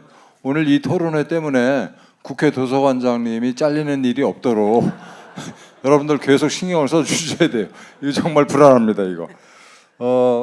이 전 세계를 무대로 누비던 기업인 출신의 김중락 선생님이 여기 계신데 김중락 선생님이 이런 말씀하셨어요. 이진수 의원님의 용기 있는 결단에 먼저 감사드립니다. 이진수 의원님은 광주 사태 당시 순직 전사한 27명의 경찰, 군인이 모셔진 동작동 국립현충원 외역을 참배하실 의향은 있으십니까? 이거는 나중에 마무리 인사하실 때 답변하시면 되겠습니다. 다음으로 한강포럼의 신동국 대표님, 아까 무대까지 나오셨는데 여러 가지 질문하셨는데 북한 특수군 400명을 괴멸시킨 구체적 수치와 군사적 성과를 파악하고 있습니까? 그리고 청주에서 발견된 439의 유골의 실체와 북한 청진에 조성된 영웅열사비가 무엇을 증명하고 있는지 설명할 수 있습니까? 라고 물으셨는데 이건 이따가 이용원 대표님께서 답변을 해주시면 될 것 같습니다. 답변은 이따가 아마 아무리 길어도 1분 30초를 넘지 않도록. 그리고 조신혜 선생님이 비슷한 질문을 하셨는데 제가 모르던 질문을 하셨네요. 전혀 모르는 5.18 영상 고발과 5.18 답변서는 왜 10년째 국회 도서관에서 금서로 지정했을까요? 이거에 대해서 혹시 아시는 우리 발표자 중에 아시는 분 계시면 답변 주시고 없으면 플로어에서 혹시 아시는 분 계시면 말씀해 주세요. 그 다음에 어떤 분이 무기명으로 그건 조금 아까 말씀드린 거랑 비슷한 내용입니다. 예. 그건 아까 얘기한 거라. 예. 그 다음에 그 미국의 마이클 리 전직 CIA 의원이라고 그러죠. 마이클 리 박사가 5.18은 김대중 추종자들과 이북이 만들었다고 주장하는데 어떻게 생각하시는지 이것도 이용훈 대표님께서 답변하시면 될 것 같습니다. 다음에 또 한 분이 성함 없이 이 5.18 관련해서 계엄군에 대해서만 연구하고 있다. 시민군에 대해 연구해야 왜 5.18이 일어났고 5.18의 진실을 알 수 있는데 그에 대한 연구는 진행되고 있는지 이거는 김용삼 대기자님께서 해주시면 좋을 것 같습니다. 그 다음에 이 5.18 공로자 서울 지부장 최수동 지부장님이 말씀하신 건데 아까 그 주동식 주동식 대표님 말씀 중에 농업 보조금이 호남 보조금이다라는 말은 너무나 듣기가 거북하다 하실 말씀이 많은데 이거에 대해서도 간단하게 답변을 좀 해주시면 좋을 것 같습니다. 그 다음에 개인 사업자라고 하시는 김영우 선생님, 이건 제안인데요. 5.18 서훈자의 명단 공개와 서훈의 재조정을 요청합니다. 이거는 참고하시면 될 것 같습니다. 예, 이상입니다. 먼저 이용훈 대표님께서 5.18 당시 북한에서 서해안에 약 600명의 특수부대가 침투해가지고 5.18을 주도했고 광주 교도소 습격도 북한군의 서행이고 북한군의 교도소 습격 과정에서 약 한 470명의 전사자가 발생했는데 북한군이 그 470명의 시체를 민첩하게 밤새 매장을 한 다음에 주로 이 태백 산맥, 이 동해안 지구의 휴전선을 통해서 월북을 성공적으로 했다. 그리고 이후 북한에서 이 470명의 을 기념하는 묘지가 건설되었다 하는 그런 주장이 있습니다. 지만은 씨라는 사람이 그런 주장을 했는데 우선 공식적으로 이런 대규모 부대가 이렇게 움직일 때 가장 민감하게 그것을 포착해내고 대응하는 것이 당시의 군 정보계통이나 군 지휘부라고 생각하는데 공식적으로 그런 일이 있었다고 인정하지 않습니다. 그리고 한반도를 감시하고 있는 미 정보 당국에서도 그 점을 부정하고 있고요. 그래서 저는 지만원 씨의 주장을 신뢰를 하지를 않습니다. 그 서해안에 그 600명이 야밤에 그 썰물 시기에 그 수영을 해가지고 이제 그 갯벌을 타고 올라왔다는데 그거는 뭐 군대 갔다 오신 분의 초보적인 어떤 감각으로도 있을 수 없는 일이고 잔여 병력 130명이 이 휴전선을 뚫고 월북했다는 것도 도무지 믿을 수 없는 일이고 지만은 씨는 그 나의 느낌이다 그랬습니다. 제가 지만은 씨 글을 쭉 읽어보니까 그렇게밖에 해석될 수 없는 느낌이다 그랬어요. 그래서 그러니까 책으로 나와 있는 걸 느낌을 책으로 쓴 거죠. 그래서 그래서 선생님 무슨 말씀인지 알겠는데 그냥 다 들으세요 그냥 일단. 그래서 거기에 대해서는 자세하게 또 여러 가지 그다음에 이제 그 북한에서 5.18 묘지를 조성했다는 것도 북한이 남긴 그 여러 가지 유적이나 기록은 저는 일단 신뢰하지 않습니다. 그리고 무엇보다도 지만 씨 자체가 역사학이나 정치학의 정통적인 수련을 거친 오케이. 그 말하자면 역사학자나 정치학자가 아닙니다. 그래서 저는 같은 토론의 대상으로 몇 번 초대를 받은 적도 있는데 한 번도 응한 적이 없습니다. 소위 말해서 격이 같아야 토론을 하죠. 그래서 그 하루빨리 그런 미몽에서 깨어 한국인들이 지금 우파에 제가 볼 때 상당수가 또는 심지어는 지도급의 인사들도 그 믿고 있는데 우리 새역사 운동은 그 점도 명확히 해서 우리 우파 내의 분란을 하루빨리 없애자는 것 그걸 중요한 목적으로 하고 있습니다. 대표님 그 청주에서 발견된 유골에 대해서 간단하게 좀 말씀 부탁드립니다. 청주에서 발견된 유골. 그거는 한국 그 청주의 공동 묘지가 그 집단 이장할 때 무연고 유골이 그렇게 400 몇십 구가 나와가지고 그것을 그 청주시가 별도의 장소로 그래 옮긴 걸로 알고 있습니다. 그다음에 김영삼 선생님 이제 그만하셔도 돼요. 자, 김영삼 대표님. 선배님. 대한민국은 연방제 국가가 아니고요. 그냥 단일 국가입니다. 그래서 대한민국에는 군은 국군 이외에는 존재하지 않습니다. 시민군이다. 이 용어 자체가 틀린 거예요. 이건 용어 자체가 틀린 거를 우리가 왜 연구를 해야 됩니까? 이건 전제 자체가 잘못된 거고요. 이미 그 광주와 관련해서 뭐 군 작전과 관련한 것은 뭐 국회에서도 청문회를 했고 검찰에서도 수사를 뭐 몇 번, 3번, 4번 다 거쳤습니다. 나올 거 다 나왔어요.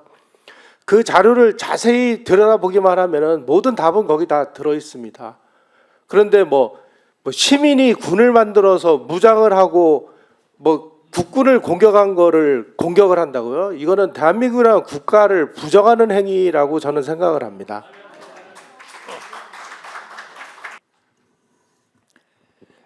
제가 그 농업보조금 예를 들었는데 그 마음이 상하신 것은 죄송하게 생각을 합니다. 그런데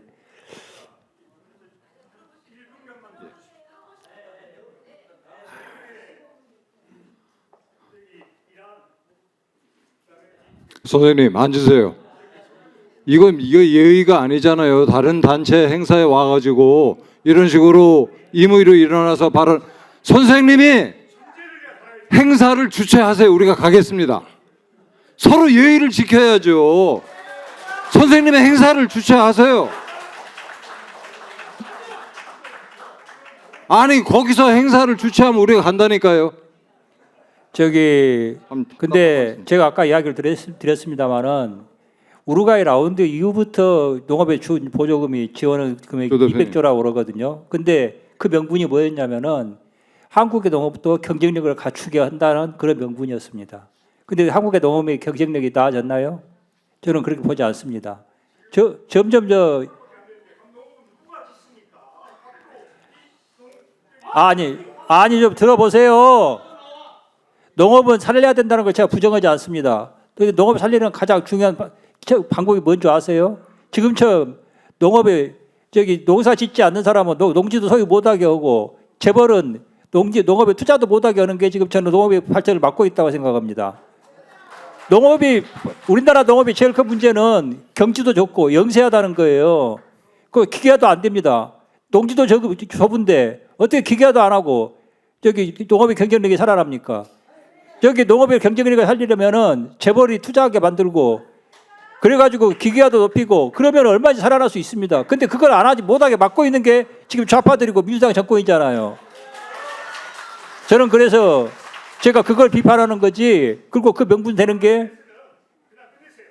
그러니까 그런 명분을 가지고 결국 농업에 보조한다는 것은 농업을 살리는 게 아니고 목표가 그 농업을 명분으로 삼고 그 뒤에 5.18을 명분으로 삼고 있는 그 사람들 배를 채워주는 것이 목표라고 생각하기 때문에 제가 비판하는 겁니다. 지금 예.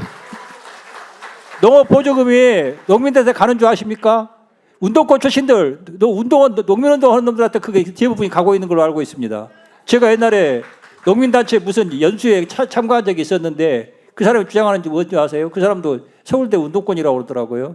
근데 그 사람이 하는 말이 뭐냐면은 현재 농업 직불금 아실 겁니다. 직불금 일부에만 그걸 주고 있거든요. 그런데 모든 농작물에 직불금을 주라는 거예요. 뭔 이야기인지 아십니까? 농민들은 공무원으로 만들어달라는 이야기예요. 국가 세금으로 먹여달라는 이야기입니다. 그래갖고 농업이 발전하겠습니까? 운동권들만 먹여 살리는 방법밖에 안 되는 거예요. 그 명분이 농업이라고 그래서 농자 천하지 대본 같은 엉터리 소리를 하고 있기 때문에 그걸 비판한 겁니다. 예.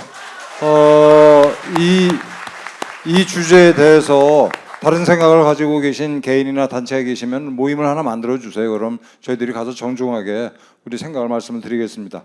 자, 이제 제가 정리를 하겠습니다. 이게 국회 도서관장이 이 자리를 보존해야 되기 때문에 아시는 것처럼 11.6 이후에 대한민국이 비상사태에 빠졌습니다. 그때 국가적 안정을 지속해야 된다라는 요구와 동시에 부글부글 끓어오르던 민주화 열기, 이 두 개가 어느 하나도 버릴 수 없는 이 두 개의 당시 시대적 상황이 요구하던 두 명제가 정면 충돌해서 빚어낸 비극적인 사건이 5.18입니다. 따라서 그 민주화 운동으로서 성격을 부인할 수 없다라는 게 우리 생각이에요. 이 현수막에 있는 것처럼 5.18은 민주화 운동이다. 그리고 민주화에 기여를 했다. 그 주동식 대표가 얘기한 대로. 그렇지만 이 5.18을 특정 지역이나 집단이 자기네들의 특권을 위해서 성역화하는 이런 작태는 그 지역 광주를 위해서도 불행한 일이고 대한민국을 위해서도 불행한 일이다. 그래서 이 5.18 민주화 운동을 광주만의 5.18 민주화 운동이 아니라 온 국민의 5.18 민주화 운동으로 만들자라는 게 저희들의 취지입니다. 네. 이제 광고 몇 가지 말씀드리겠습니다. 아까 그 새역사 국민운동 홈페이지 검색해 보시면 회원 가입이랄지 후원 방법 나와 있고요. 그리고 저희들이 오늘과 같은 행사를 지방을 순회하면서 또 하려고 합니다. 그래서 여러분들 그 추천해 주실 장소나 공간이 있으시면은 저희들한테 언제든 연락을 주시고요. 그리고 이 현수막이 너무 아까워서 오늘 이걸 제가 이제 종료 선언하자마자 이걸 배경으로 해서 사진 한 장 더 찍는 게 어떤가라는 제안을 드리고, 자, 끝으로 우리 이진숙 의원님 무사하셔야 되는데 이진숙 의원님의 마무리 말씀을 부탁드리겠습니다.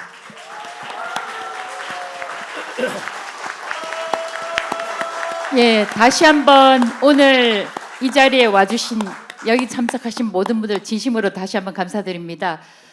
행사가 끝날 때까지 이렇게 많은 분들이 남아 계신 행사를 제가 거의 못 봤습니다. 우선은 아까 우리 한민호 국장님께서도 대표님께서도 말씀해 주셨지만 우리 여기 도서관장님께 박수 한번 좀 주시면 좋겠습니다.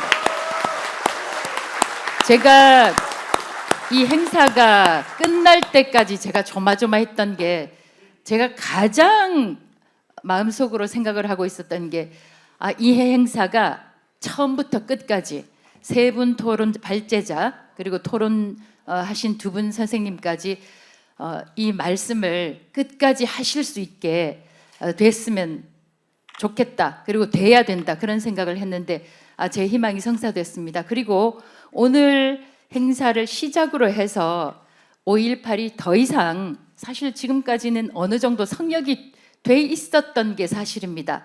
여기는 숫자 5가 나와 있지만 한글로 오자야 이응자만 꺼내도 거의 문장을 끝나지 못할 정도로 어떤 면에서는 자기 검열도 있었고 또 침묵을 강요당하는 그런 게 있었습니다. 오늘을 계기로 해서 많은 학자분들 그리고 또 부분적으로는 비겁했던 언론도 이 문제를 좀 정면에서 직시를 하고 다뤄줬으면 좋겠다는 그런 말씀을 다시 한번 드립니다.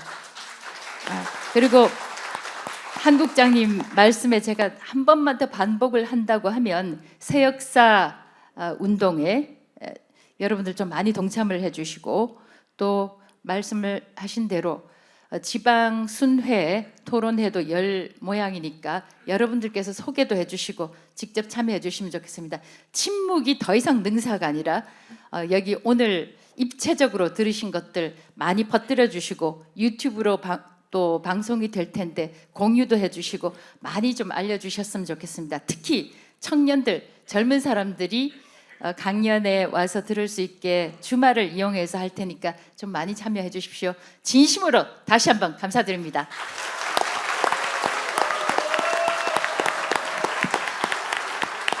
예, 여러분 감사합니다. 오늘 포럼을 무사히 성대하게 잘 마쳤습니다. 뜨거운 박수와 함께 우리 자축하시죠.